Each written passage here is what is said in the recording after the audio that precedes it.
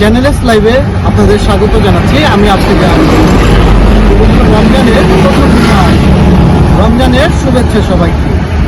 আমি এই মুহূর্তে দাঁড়িয়ে আছি ঢাকা রিচা মহাসড়কের মানিকগঞ্জ বাস স্ট্যান্ডের এলাকা।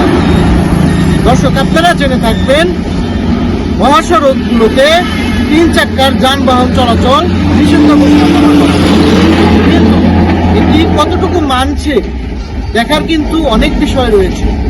আমি যদি আপনাদের একটু দেখাতে চাই, এইদিকে 3 চাক্কার যান চলাচল কিন্তু এখান থেকে চলাচল করে, কোনো তৎপরতা নেই। এই মুহূর্তে চলে গেল। এইরকম অসংখ্য 3 চাক্কার মহাসড়ক দিয়ে চলাচল করে এবং এতে কিন্তু প্রশাসন কিংবা পুলিশের কোনো তৎপরতা দেখা যায় না।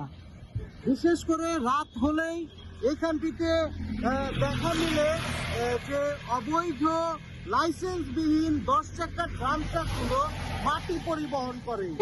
পাশাপাশি আরও দেখা মিলে যে ট্রাক্টর যেগুলো দিয়ে মাটি ইট বহন করা হয় সেগুলোর কিন্তু রোড পারমিট কিংবা লাইসেন্সের কোনো প্রকার অনুমোদন দেওয়া হয় না।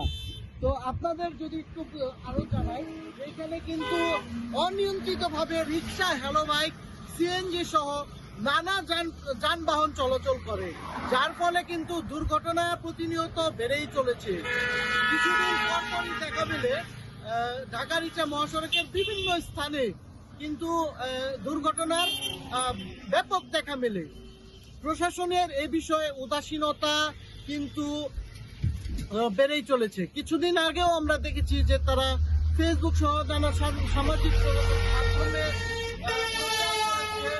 যে হাইওয়ে পুলিশ তারা প্রচার করেছে সচেতনামূলক কিছু লিফলেট দিয়ে, এবং তারা কিন্তু এখানে দাঁড়িয়ে একটা মানে সচেতনামূলক ভাবে কিছু প্রচার করেছে। কিন্তু তার তৎপরতা কতটুকু আমরা দেখতে পাচ্ছি। এই যে দেখুন যে কিভাবে চলে যায় রাস্তার মাঝখান দিয়ে, কিন্তু এই 3 চাক্কার যে যানবাহনগুলো এগুলো চলে যাচ্ছে। এগুলো নিষিদ্ধ তাহলে কেন করা হলো যদি কোনো ব্যবস্থাই না হয়? যারা সাধারণত 4 চাক্কা কিংবা যানবাহন চালায়, যাদেরটা বৈধ, তারা বলছে যে এইগুলো বন্ধ করা উচিত, যার কারণে অ্যাক্সিডেন্ট হচ্ছে। এদের কোনো রুট পারমিট নেই, এদের কোনো সরকার কোনো বৈধতা দেয়নি যে মহাসড়কগুলোতে তারা চলাফেরা করবে এইভাবে, যার কারণে কিন্তু দুর্ঘটনা প্রতিনিয়ত বেড়েই চলেছে। এই ছিল ঢাকা রিচা মহাসড়ক মানিকগঞ্জ থেকে সর্বশেষ যান চলাচলের পরিস্থিতি। আফ্রিদি আহমেদ, মানিকগঞ্জ।